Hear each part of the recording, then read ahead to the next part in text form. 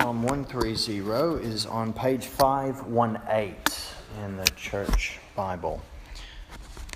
Psalm 130, and we'll read from the beginning.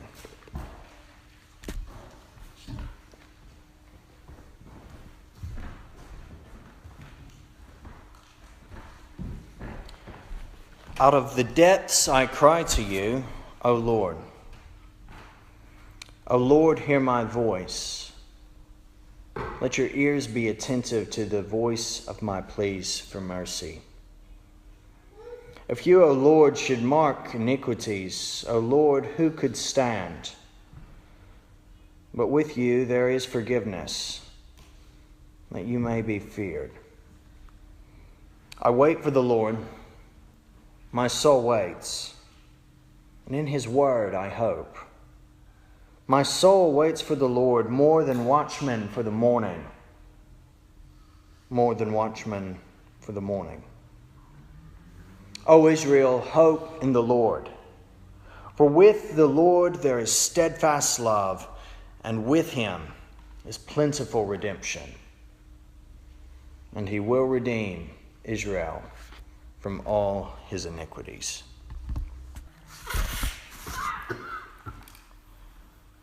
From the off in this psalm, we see there is a negative situation.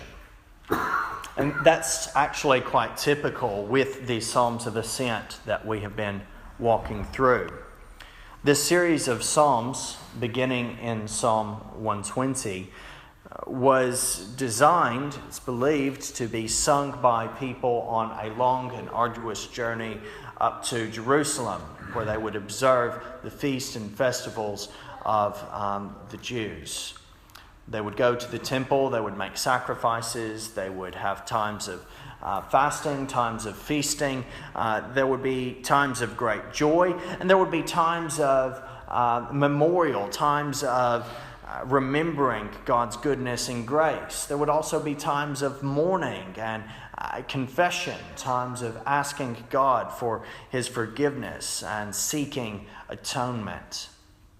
The whole nation would collectively come together as many people as possible into the gates of the city of Jerusalem and the surrounding villages. For many, it was a difficult journey. For others, less so. But for those who lived year-round in Jerusalem, these psalms would be sung as they climbed the steps to the temple. These psalms were a reminder of the nation's heritage, where they came from, the difficulty from which they were born, and also a reminder of the ongoing spiritual battles and difficulties we face. Psalms that remind us, despite the difficulty, despite the depths of our pain and suffering at times, we can ascend to a recognition of God's goodness and grace that transforms us, who we are, and how we live our lives. And so the psalmist here, the one initially penning this psalm, writes, "Out of the depths I cry to you, Lord. Lord, hear my voice. Let your ears be attentive to my cry for mercy. If you, Lord, kept a record of sins, Lord, who could stand?" And that introduces us to this reality that the psalmist is writing from an initial recognition of his sin's depth. And that is where we need to begin.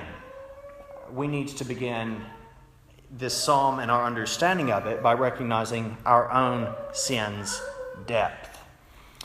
When we understand that sin is in fact a personal problem, we can begin to rectify some of the public problems, some of the communal concerns that have afflicted our society. When we accept that we are all personally responsible and will be held personally accountable and are culpable, that is, deserving of blame for the situation this world is in, then we can begin to at least partially step forward on a basis of truth. But a big problem is we don't like acknowledging responsibility, do we? We like to see the problem is with everyone else, don't we? The problem is not with me, really. The problem is with my friend. It's not about me. It's not my issue. The problem isn't with me. It's with my mom. Or it's with my neighbor. I have nothing to do with it. Maybe I've not responded well in certain conversations or when experiencing different things. But really, those people really get on me with their problems. Outside, it's such a mess. Everything is going haywire. The problem isn't really with me. I'm not part of the problem. The biggest problem in the world is not me. The biggest problem is North Korea, some might say. The biggest problem, in the world today is not me and my own additions to the mess. The biggest problem is Donald Trump or Theresa May or the list goes on. We like to make people scapegoats for the issues in our society. People who really are only on the scene for a few years at a time. People who didn't create the problem was there before, and people who will not outlast the problem. But it's really easy, and it makes us feel good to have a kick at anyone and everyone else except ourselves. The psalmist here recognizes that sin is a personal problem. Sin is something that we are aware of in our conscience. Sin being anything and everything in word, thought, and action that displeases God, that falls short of His perfect way. And yet, how we respond to our own shortcomings of God's perfect way as well. No one's perfect. Once more, removing responsibility.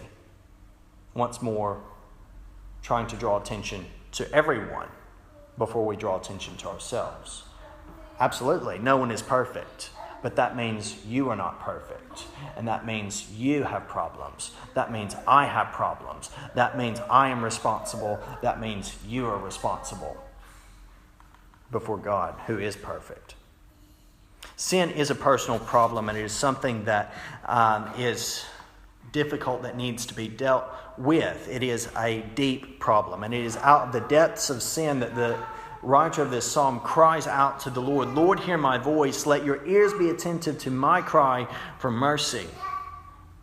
I remember going to a friend's birthday party as a child, and it was held at an indoor swimming pool.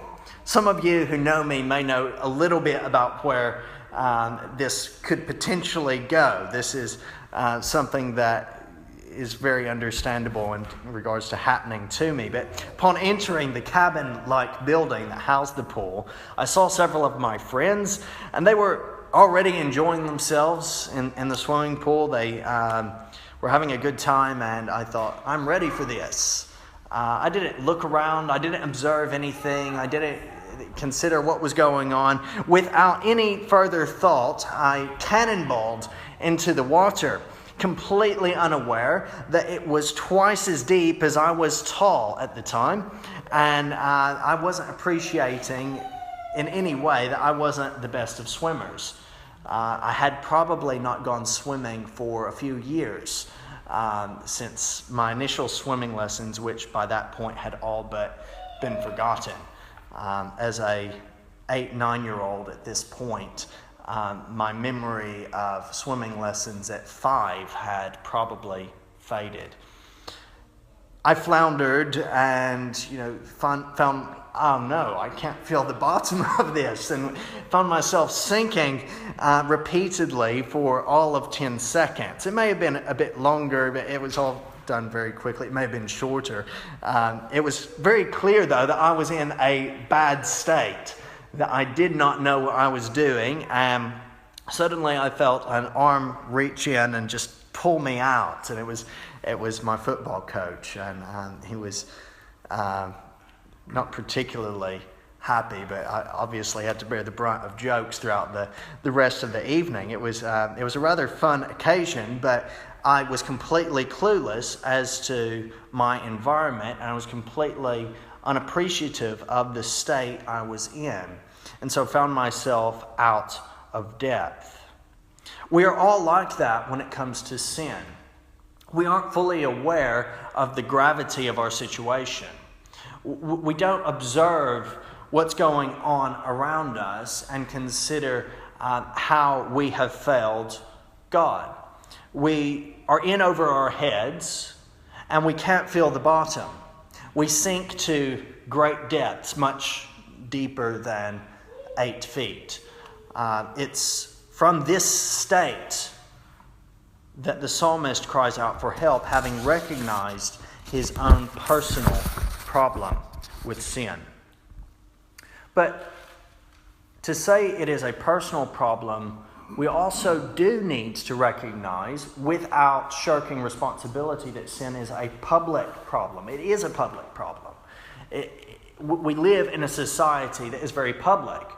Yes, we are our own independent, personal entities with our different personalities, and that has its good elements and its very negative elements as well.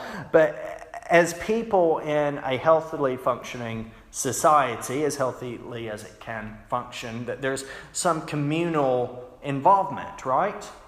A society where everyone is isolated, I do not know of such a society that exists where you have one person here, one person there. We have to work together, right? Without that, society crumbles. So society is public, it is communal. And so when you have people with this personal problem of sin coming together collectively, that creates a very public problem. And it reveals that sin is something that has poisoned any and every community. While sin is a personal problem that we are each independently responsible for and are accountable for, it is in the public domain. And it has made everything toxic. It has infected everything.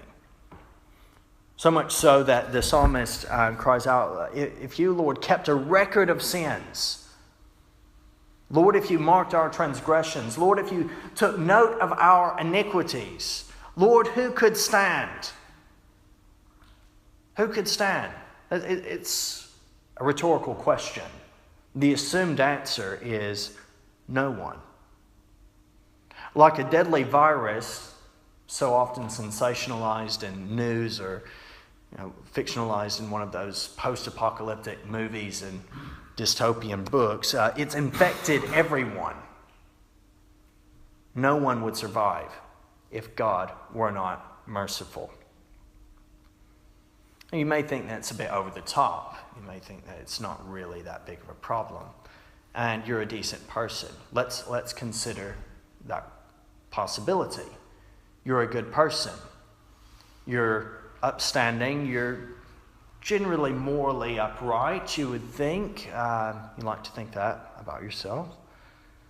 Let's suppose you are, in fact, the best person on the face of the earth. And living in the UK, you will live to the average UK age of around 81 years.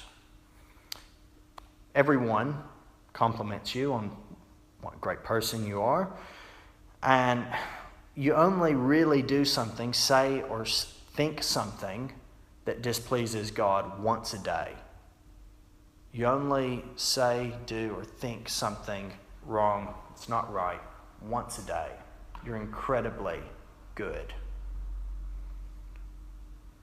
That would amount to 29,565 sins in your life over the course of a lifetime of 81 years.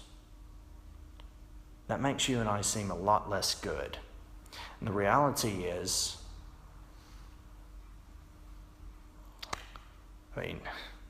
we sin a lot more than once a day, right? We think wrong things, we say wrong things, we speak without thinking, we entertain thoughts without actually assessing, do I want to go down that route? We do things that aren't right, that aren't helpful, that aren't good. Yeah, maybe we're legally, lawfully moral people, but that doesn't make us right before God. The Bible elsewhere in Isaiah 54 says that our righteousness before God is like filthy rags. Now, do the language study on that. Actually type in on Google, filthy rags. It's not very clear in our English translation. It's not put in a helpful way that's indicating how severe that is. I mean, when I think filthy rag, I'm thinking, well, maybe it's just a dishcloth that's been used a bit too much. It's not like that. The actual Hebrew language implies something that is along the lines of used toilet tissue or a used feminine hygiene product. It's something that is definitely going to go to the bin. Because of this state we are in, we deserve to go into the dustbin of history, and we deserve to be destroyed with all evil. We're talking 29,565 sins in our life if we sin once a day, if we live to the average UK age of 81 years. That's really severe. So what do we need to do about this? The first point is to do what the psalmist has done. He's realized his situation. He realizes the depth of his sin, and so prays and acknowledges, out of the depths I cry to you, Lord. Lord, hear my voice is his prayer. Let your ears be attentive to my cry for mercy. If you, Lord, kept a record of sins, Lord, who could stand? So you first of all need to realize your situation. In any counseling, if you're counseling someone who is an addict or is engaging in some unhelpful behaviors, you first of all have to arrive with that person at the realization that something is wrong. That's the first step. You can't really go beyond unless you have the person acknowledging and admitting, I have a problem and I need help. So the psalmist here says, out of the depths I cry to you, Lord. Do we pray that? Do we say, look, I'm in trouble here. I'm in deep water here. I don't even fully appreciate or realize my situation, but I do know this. I need help. I need your help. I need your mercy. Realization of who we are. Recognition of the state we're in. It's very important. That leads us, though, to consider our soul's desire. What is our soul's desire? If we, first of all, look at our sin's depth, we need to flesh that out a little bit by looking more at our soul's desire. Though we may live and act like we appreciate our situation, we really don't. Let's be honest, we're living in a society which is totally unsatisfied with itself. We want change. We say we want change. Whether we actually do is in question, but we say we want change. Much of our society is suffering from severe identity crisis.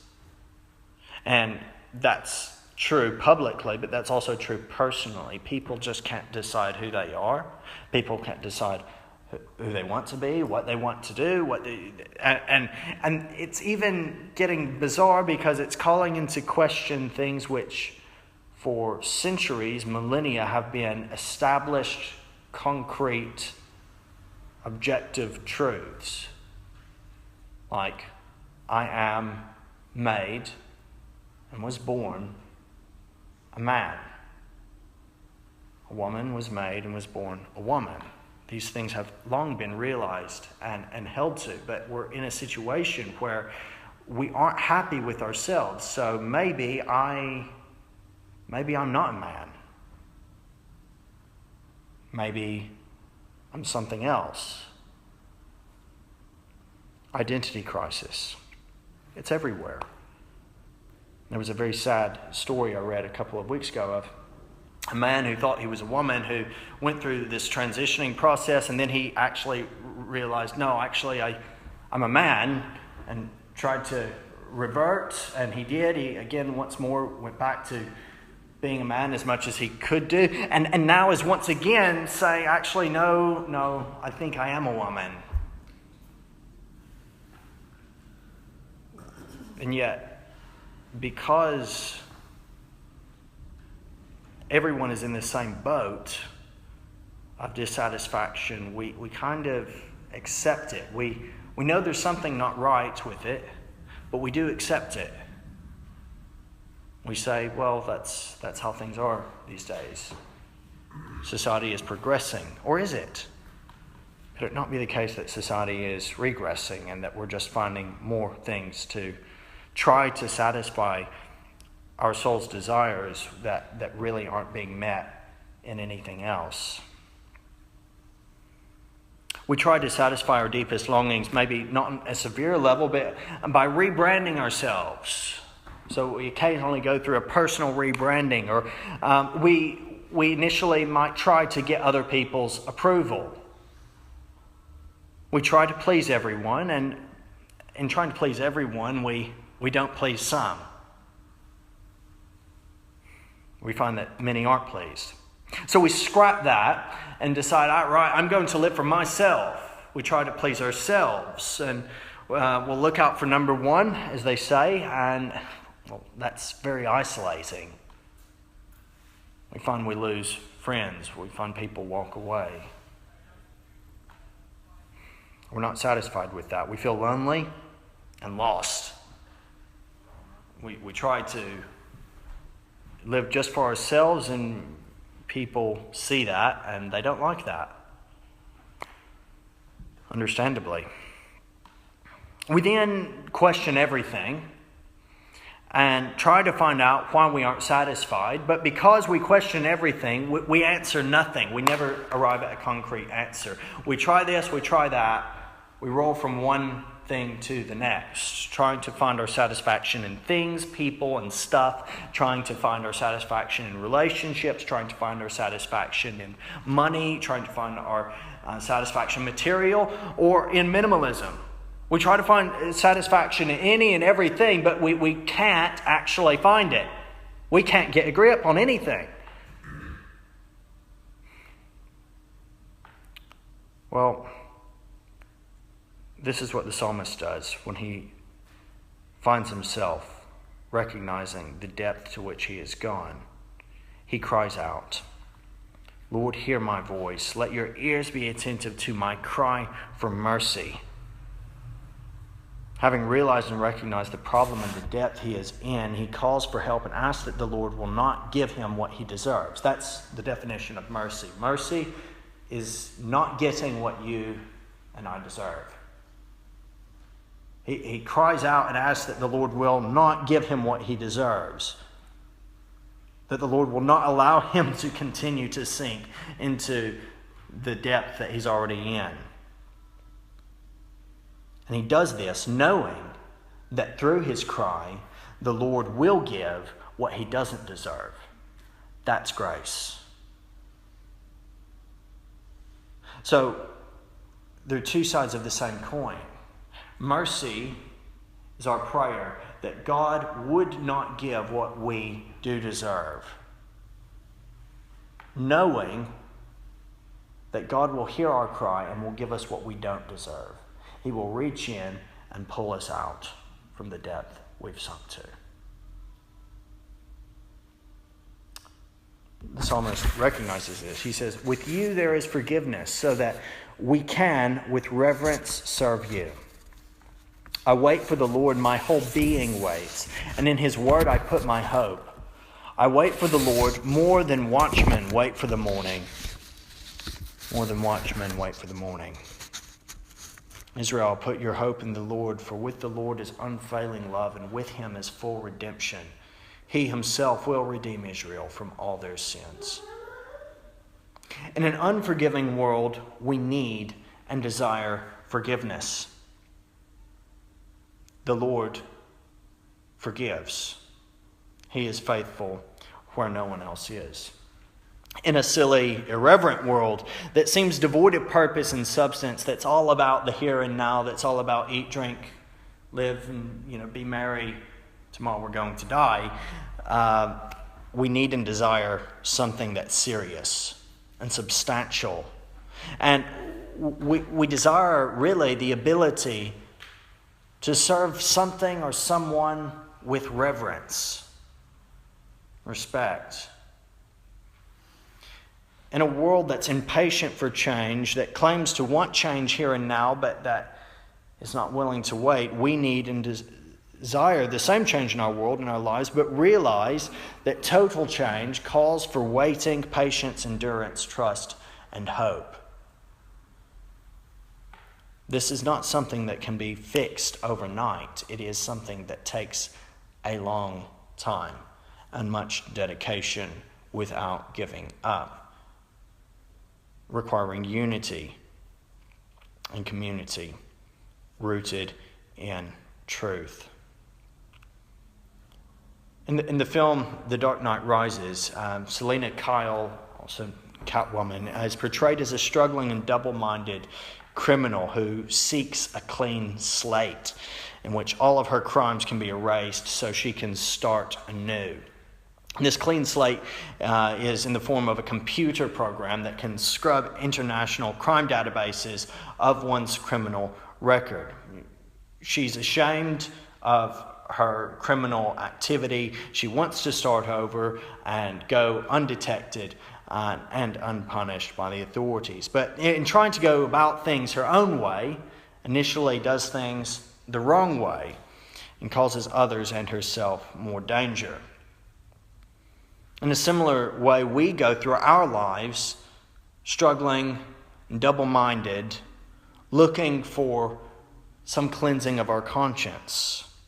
We may not be convicted criminals before a judge on earth, but we are guilty sinners who are criminals before God, who does judge all men equally and fairly.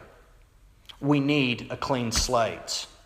We need our record to be scrubbed, or else we will face the full weight of God's justice. And really, that is our soul's greatest desire. A clean conscience. We wish we could start over. And we do start over. But we keep giving up and starting over. We make fresh starts and we try to do things in our own way, under our own strength, and we keep finding that it's just not working. It's just not satisfactory. It's just not fulfilling. It's not purpose-giving, and it's just not helping. We wish we could go back and undo mistakes. We wish things could be different. We look at our soul's desire and we cannot ignore that it is a consequence of our sin's depth. If we understand and recognize and realize our sin's depth, then we can understand more properly our soul's desire, which is essentially to be forgiven and to be free. To be forgiven with the purpose that we might show reverence to the Lord, honor and respect Him, that we might be free to rely not on ourselves, not on our own strength, to stop worrying and being anxious about what we can or cannot do, but to start relying on what God has done and what He can accomplish in and through us. We have a weight of society's expectations and we can never match up to them. We have a weight of perhaps religious or some self-imposed expectation, and we can never fulfill those. Yet in Jesus Christ, this one who is the Lord to whom we call, we can find that freedom that enables us to rely on Him, to trust Him, to rest in Him, knowing that what we cannot do, what we have failed at, He has succeeded at. And this brings us to the final point, which is our shame's death. We've looked at our sin's depth. We've looked at our soul's desire. We need to consider our shame's death. Nelson Mandela, the iconic leader of South Africa in the days that saw apartheid tempted to be ended. His favorite poem, and one that inspired him greatly in his time of imprisonment, was one poem called Invictus by William Ernest Henley. There's a really good quotation of this that Morgan Freeman has done. Just type in Morgan Freeman Invictus, and you'll hear Morgan Freeman's voice reading it. It's a great reading of a poem. It's one of my favorites. But the poem says, "Out of the night that covers me, black as the pit from pole to pole, I thank whatever gods may be for my unconquerable soul. In the fell clutch of circumstance, I have not winced nor cried aloud. Under the bludgeonings of chance, my head is bloody, but unbowed. Beyond this place of wrath and tears looms but the horror of the shade, and yet the menace of the years finds and shall find me unafraid. It matters not how strait the gate, how charged with punishments the scroll. I am the master of my fate. I am the captain of my soul." It can't be denied that there is a definite inspiring element to this poem. It's a poem of depth and substance, but sadly one that, though confidence inspiring in the beginning, ends in acknowledgement of fear and reckless rebellion. Defiantly and boldly, the poet claims that he has never cried aloud in distress with any attitude of defeat. He's plodded on, he's pressed on, and he's continued to fight the very real fights in life, but it's only because of his own sense of what bravery and stalwartness is, and it's really to no end goal. The poet says that beyond the trials and tribulations of this life, there appears to only be a time of darkness and death, the horror of the shade. It doesn't appear that he believes in any life after death. His view is that in an afterlife, if there is one, it would be desolate. But if there is no afterlife, then he just ceases to be and that's it. So it's the horror of the shade. There's nothing good after death. Henley says he doesn't care how straight the gate is. He doesn't care how charged with punishments the scroll. What scroll is that? Well, it's a reference to the Bible, actually. Defiantly, he, as one who has freedom of choice, asserts, I am the master of my fate. I am the captain of my soul. This is my life. It's based on the decisions I make. And while I recognize the decisions have consequences, and while, yes, I fear the horror of the shade, I fear what happens next, it's not going to stop me from calling the shots in my life, my way. This is certainly how many of us respond to recognized problems in our lives. Who are you to tell me what to do? Who are you to tell me what's right? This is a book. Why should I base my life on that? I'm the master of my fate. I'm the captain of my soul. No one tells me what to do. That's how we live. We lack realization of how serious our problem is, and so make our problem all the more serious. We don't appreciate the depth of our sin. We don't respect the reality that we need God's mercy. We are very happy to do things our own way, in our own time. And like the poet, we are all too aware of the impending reality of death, but we just not pay attention to it. That will happen. When it happens, it'll all be okay. So the reality of our sin and shame hangs over us. And we all the same, though, put a brave face on it, and we just press on recklessly, embracing whatever happens. The psalmist writes, I wait for the Lord, more than watchmen wait for the morning, more than watchmen wait for the morning. In the film The Two Towers, a battle is depicted in Tolkien's Middle-earth in which, at a place called Helm's Deep, a dark and evil army of orcs and goblins battle against mankind. It's It's brilliant. It's really good scene. Through the night, the onslaught is relentless, and just at the point of despair, amid feelings of defeat, dawn comes. And with it, not only light, but an army that fights with strength and justice, with a leader whose glory and presence blinds the evil army. In a similar way, we wait morning. We want the morning to come. We want there to be light. We want there to be deliverance. We feel like we're just slogging away, fighting sometimes to no end, and it can be difficult.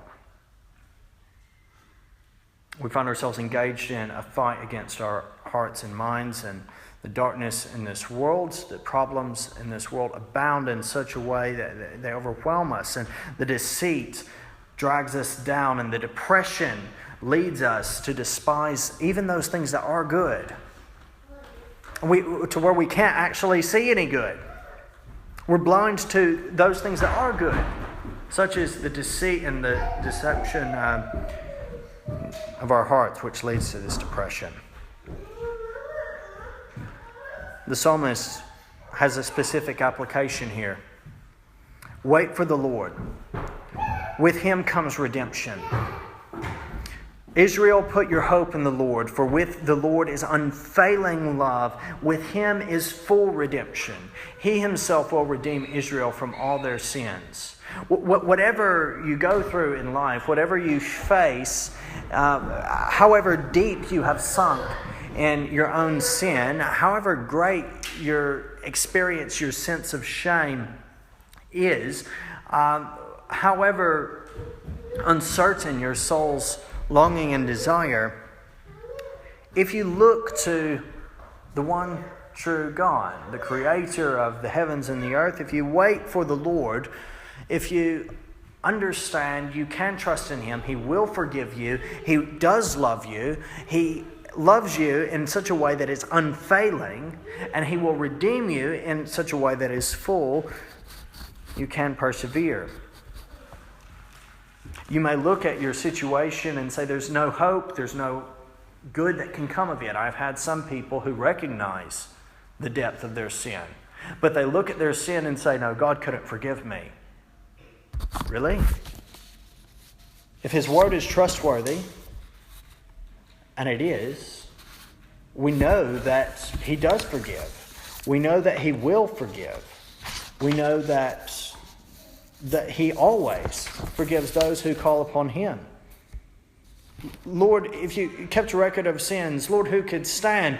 But with you there is forgiveness. No one could stand. We're all in the same boat and it's sinking.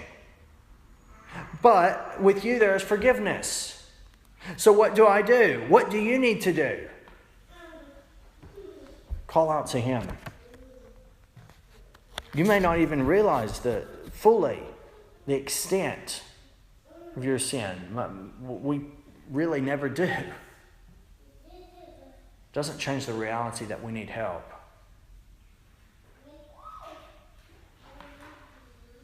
A lot of times people put off going to the doctor or put off going to the hospital because they feel a little bad, but don't really think they need help. I've had a cough for like 6 weeks, and yeah, it's not great, but it's just a cough, right? But actually, it's cancer. We put off going to see a physician, trying to convince ourselves, no, it's nothing serious, it's just seasonal, or it's just normal struggle, but actually there's something far worse underlying. So while we may seem good and we may feel good about ourselves, actually we have within each of us this cancer, which is sin, which has infected us. We need to be cured from. The only cure is to call out to the Lord. Lord, hear my voice. Let your ears be attentive to my cry for mercy. Save me. With you there's forgiveness. There's a cry for mercy, and there's an acknowledgement of the help that's given. There's There's trust. There's faith. It goes beyond simply belief. It is trust and faith which impacts behavior. With you there is forgiveness so that we can, with reverence, serve you. You don't just go on living life the same old way. You seek to serve God, thanking Him for His goodness. You continue to put your trust in Him. You know that He has taken and He can take and He can fix all that is broken. Just like in the shops, occasionally you'll see a table and it has been made out of reclaimed wood. Well, they have some other terms they use for it, but basically it's driftwood. It's something that's almost rotten or that's just been discarded, and someone's taken it and made something beautiful out of it. That's what God does with us. He takes us, He reclaims us from our mess, from our sin. He redeems us. He makes us people of purpose, people who are precious in His eyes. You will fail in this life, but you can know that God will never fail. And so you must put your hope in Him. Jesus Himself saves us. He delivers us from the depth of our situation because He actually went into the depths of our situation for us and allows us to be delivered, dying Himself, pushing us above the water and Himself being brought back down into it. He was brought back to life.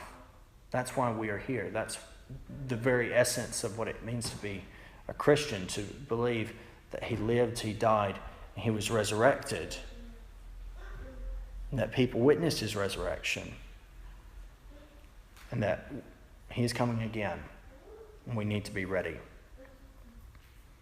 He gives us hope. He kills the sin. He enlivens our souls and destroys our shame, and enables us to prepare for, to welcome the light of His morning.